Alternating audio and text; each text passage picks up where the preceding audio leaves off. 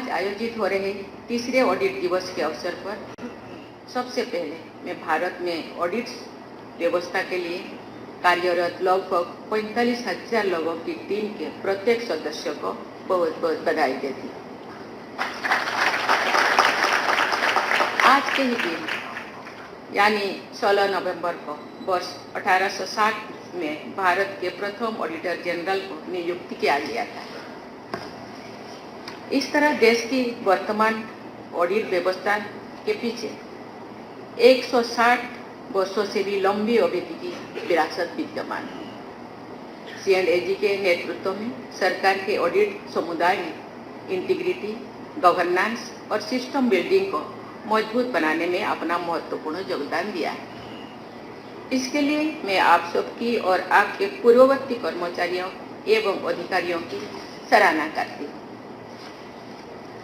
आज विश्व समुदाय में भारत की अग्रणी स्थिति ऑडिट के क्षेत्रों में भी दिखाई देती है।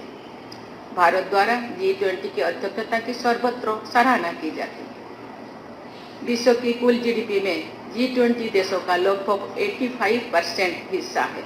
इसलिए G20 देशों में फाइनेंशियल प्रोप्राइटी तथा सुशासन को और सुदृढ़ बनाने को विश्वव्यापी लाभ होगा। भारत द्वारा G20 की अध्यक्षता के दौरान भारत के C&AG श्री गिरीश चंद्र मुर्मू जी ने G20 देशों के सुप्रीम ऑडिट इंस्टीट्यूशंस की अध्यक्षता की। इसके लिए मैं आपको बहुत बहुत बधाई देती हूँ। भारत द्वारा SAI-20 की अध्यक्षता के दौरान ब्लू इकोनॉमी और रेस्पॉन्सिबल आर्टिफिशियल इंटेलिजेंस के मुद्दों पर जोर दिया जाना, भविष्य के बारे में रोड मैप तैयार करना अच्छी प्रयास है। अन्य अंतर्राष्ट्रीय मंचों पर भी भारत का C&AG संस्थान अग्रणी भूमिका निभा रहा है। सुप्रीम ऑडिट इंस्टीट्यूशंस का मार्गदर्शन करना भारत के C&AG संस्थान के global leader in public sector auditing बने रहने के विजन के सर्वथा अनुरूप है। एक्सटर्नल ऑडिटर के रूप में भारत के C&AG द्वारा यूनाइटेड नेशन से जुड़े अनेक महत्वपूर्ण संस्थानों का ऑडिट किया गया है। अन्य अनेक प्रतिष्ठित अंतर्राष्ट्रीय संस्थान ऑडिट के लिए भारत की C&AG की टीम की सेवाएं प्राप्त करते हैं। ये C&AG टीम की विश्व स्तरीय क्षमता का प्रमाण है। मुझे ये जानकर प्रसन्नता हुई है कि इस टीम द्वारा अनेक देशों को ऑडिट के क्षेत्र में सक्षम बनाने के लिए सहयोग प्रदान किया जा रहा है। मुझे विश्वास है आप सब फाइनेंशियल ऑडिट, कंप्लायंस ऑडिट तथा परफॉर्मेंस ऑडिट के क्षेत्र में विश्व के अन्य सुप्रीम ऑडिट इंस्टीट्यूशन के लिए नई प्रतिमान और आदर्श स्थापित करेंगे। देवियों और स्वजन, जैसा कि सभी जानते हैं, वर्ष 1857 के स्वाधीनता संग्राम के परिणाम स्वरूप वर्ष 1858 में ब्रिटिश हुकूमत के ईस्ट इंडिया कंपनी के शासन संबंधी अधिकारों को समाप्त करके भारत की व्यवस्था को सीधे ब्रिटिश क्राउन के अधीन स्थानांतरित कर दिया गया। तब से लेकर द्वितीय विश्व युद्ध के तक के कालखंड के दौरान कॉलोनियल सिस्टम को मजबूत बनाने के लिए उनके कानून और संस्थान बनाए गए।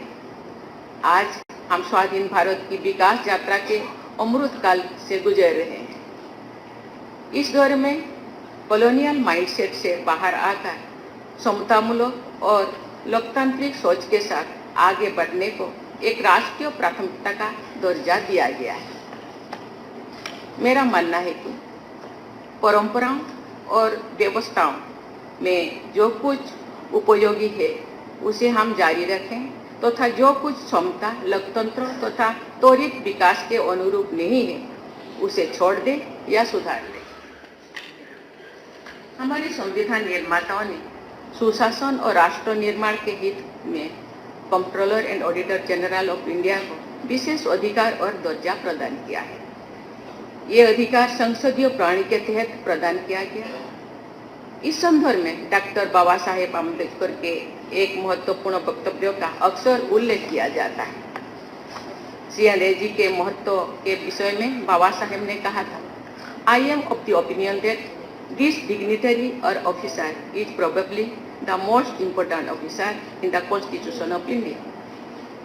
He is the one man who is going to see that the expenses voted by Parliament are not exceeded or varied from what has been laid down by Parliament. Baba Saheb के इस वक्तव्य में ये भी ध्यान देने योग्य बात है कि संसद का निर्णय सर्वोपरि है। संसद का निर्णय जनता की आकांक्षाओं को परिलक्षित करता है। आज हमारे देशवासी वर्ष 2047 तक एक विकसित भारत के निर्माण की दिशा में तेजी से आगे बढ़ना चाहते हैं। CNAG सहित देश के सभी महत्वपूर्ण संस्थानों और समुदायों को इस लक्ष्य को प्राप्त करने में अपना योगदान देना है। मुझे ये जानकर प्रसन्नता हुई है कि CNAG द्वारा central for data management and analytics की स्थापना सहित अनेक ऐसे कदम उठाए हैं जिनमें भविष्य के अनुरूप डिजिटल टेक्नोलॉजी तथा अन्य आधुनिक पद्धतियों का उपयोग किया जा रहा है। भविष्य के प्रति ये सजगता उपयोगी सिद्ध होगी। देवियों और स्वजनों, वर्ष 1949 में अंगीकृत किए गए हमारे संविधान के मूल अंग्रेजी पाठ में controller and auditor general of India तथा अधिकृत हिंदी अनुवाद में भारत का नियंत्रक महालेखक परीक्षक पदनाम दिया गया है। लेकिन आज CNAG की पूरी टीम से अपेक्षा की जाती है कि ये ऐसे नियंत्रक और परीक्षक के रूप में योगदान दे जो देश की विकास यात्रा में सहयात्री भी हो तथा मार्गदर्शक भी हो। निकट भविष्य में भारत को विश्व की तीसरी सबसे बड़ी अर्थव्यवस्था बनाने में आप सबकी विशेष भूमिका रहेगी। वैश्विक प्रतिस्पर्धा से युक्त आज की बाजार व्यवस्था का प्रभाव सभी संस्थानों एवं उद्यमों में के लिए प्रासंगिक है। नैतिकता पर आधारित प्रतिस्पर्धा की क्षमता देश के सभी उद्यमों एवं कार्यकलापों में निरंतर बढ़नी चाहिए। फाइनेंशियल प्रॉपर्टी तथा लीगलिटी सुनिश्चित करते हुए एक्सीलरेटेड ग्रोथ एंड डेवलपमेंट के राष्ट्रीय लक्ष्यों को प्राप्त करने की दिशा में आने वाली अवरोधों को दूर करना CNAG सहित सुशासन के लिए जिम्मेदार प्रत्येक संस्था एवं व्यक्ति के प्रभावी योगदान की कसौटी। मैं चाहूँगी कि ऑडिटर को आलोचक नहीं बल्कि सुशासन का सूत्रधार समझा जाए, ऐसा मार्गदर्शक समझा जाए जिसकी स्क्रूटिनी से सही राह पर चलने की सीख मिलती है।